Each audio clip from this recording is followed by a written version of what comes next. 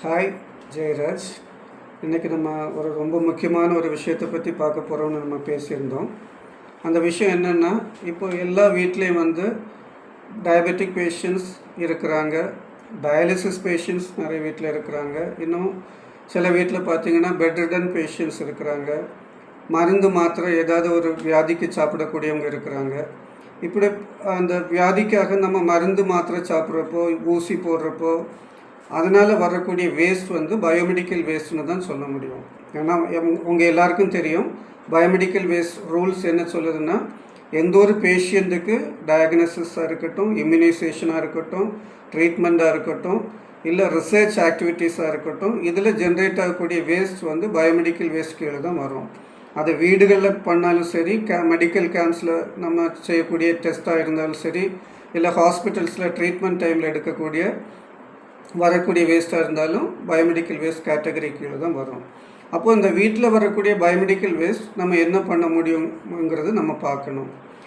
இதுக்கு 3 வழி இருக்குது. முதல் வழி ரொம்ப சேஃப் அண்ட் ரூல் சொல்லக்கூடிய வழி. அது என்னென்னா, நம்ம இருக்கக்கூடிய சுற்று வட்டாரத்தில் கண்டிப்பாக ஒரு common biomedical waste management facility அல்ல ட்ரீட்மெண்ட் ஃபெசிலிட்டி கண்டிப்பாக இருக்கும். அந்த ஃபெசிலிட்டியோட வாகனம் நம்ம சுற்றி இருக்கக்கூடிய ஹாஸ்பிட்டல் அல்லது கிளினிக்ஸுக்கு வேஸ்ட் எடுக்கிறதுக்கு கண்டிப்பாக வந்துட்டு இருக்கும். ஸோ அந்த ஃபெசிலிட்டியோட நம்ம ஒரு டைப் வச்சுக்கிட்டோம்னா, அவங்க பீரியாடிக்கலாக நம்ம வீட்டுக்கு அந்த வேஸ்ட்டை கலெக்ட் பண்ணிட்டு போவாங்க. ஆனால் கண்டிப்பாக அதுக்கு ஒரு சார்ஜஸ் இருக்கும். அந்த சார்ஜஸ் நம்ம கொடுக்க வேண்டியிருக்கும். இதுதான் சேஃபஸ்ட் அண்ட் பெஸ்ட் ப்ராக்டிஸ்.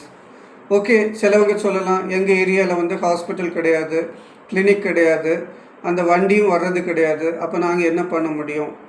அப்படிப்பட்டவங்களுக்கு அடுத்த வழி நம்ம எல்லாருக்கும் தெரியும், முன்னாடி நமக்கு ஒரு இன்ஜெக்ஷன் போடுறாங்கன்னா நல்ல ஹாட் வாட்டரில் அந்த இன்ஜெக்ஷன் நீடில்ஸை ஸ்டெரைல் ஆக்கிட்டு அதுக்கப்புறம் பண்ணுவாங்க.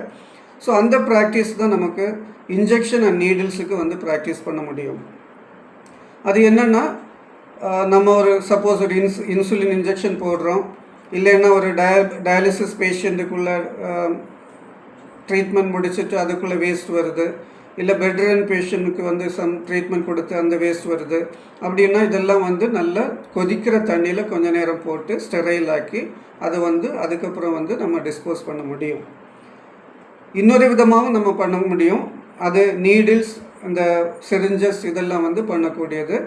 நம்ம எல்லா வீட்லேயும் ப்ளீச்சிங் பவுடர் இருக்குது. அந்த ப்ளீச்சிங் பவுடரை ப்ளீச்சிங் சொல்யூஷனை நம்ம மாற்றிட்டு அந்த சொல்யூஷனில் ஒரு 6 மணி நேரம் நம்ம இதை இம்மர்ஸ் பண்ணி, அதாவது மூழ்க வச்சு நம்ம வச்சோம்னா கூட இதில் இருக்கக்கூடிய ஜெர்ம்ஸ் எல்லாம் அதை விட்டு ஜெர்ம்ஸ் எல்லாம் அழிஞ்சிரும்.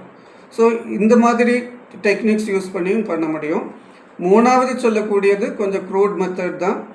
இது நம்ம நான் ஃபஸ்ட்டு 2வது சொன்ன அந்த சுடு தண்ணியில் நம்ம ஸ்டெரைல் ஆக்கிட்டு அது திரும்பவும் யூஸ் பண்ண முடியாதபடி அதை நம்ம மியூட்டிலேட் பண்ணணும். மியூட்டிலேட்னா அந்த ஊசியை நம்ம மழுங்கடிக்கணும், இல்லைன்னா ஊசியை டிஸ்ஃபார்ம் பண்ணணும், அந்த சிரிஞ்சஸை பிரேக் பண்ணணும்.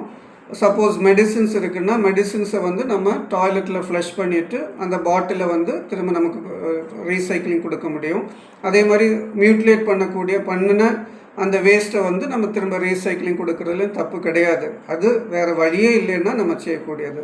இன்னொரு கொஸ்டின் வருது, பெட்ரிடன் பேஷண்ட் இருக்கிறாங்க, காட்டன் வேஸ்ட் வருது, இல்லை வேறு அவங்களோட துணிமணி அல்ல blood contaminated fluid contaminated dressings வருது, அதை என்ன பண்ணலாம்? இதுக்கு ரூல் சொல்லக்கூடிய வழி இன்சினரேஷன். அப்போ வீடுகளில் பெரிய அளவில் நமக்கு இன்சினரேட்டர்ஸ் வைக்க முடியலன்னா கூட இந்த துணிகள் மணிகளை தனியாக நம்ம ஒரு சின்ன இன்சினரேட்டர் மாதிரி ஒன்று வச்சு அதில் எரித்து அதை நம்ம டிஸ்போஸ் பண்ண முடியும். ஸோ இந்த வழிகளை நம்ம கடைப்பிடிச்சோன்னா இந்த வேஸ்ட் ஜென்ரல் வேஸ்ட் கூட பஞ்சாயத்து வேஸ்ட் டம்பிங் யார்டுக்கோ, முனிசிபாலிட்டி அல்ல கார்பரேஷன் டம்பிங் யார்டுக்கோ அந்த வேஸ்ட்டையும் இன்ஃபெக்ஷியஸ் ஆகக்கூடிய ஒரு நிலைமை மாறும். இது நம்ம வீடுகளில் எளிதாக கடைப்பிடிக்க முடிஞ்ச வழிகள். இதை கடைப்பிடிச்சிங்கன்னா கண்டிப்பாக நம்ம வீடுகள் மட்டுமல்ல, நம்ம சுற்று வட்டாரம், நம்ம மக்கள் நிம்மதியாகவும் ஹெல்த்தியாகவும் வாழ முடியும்.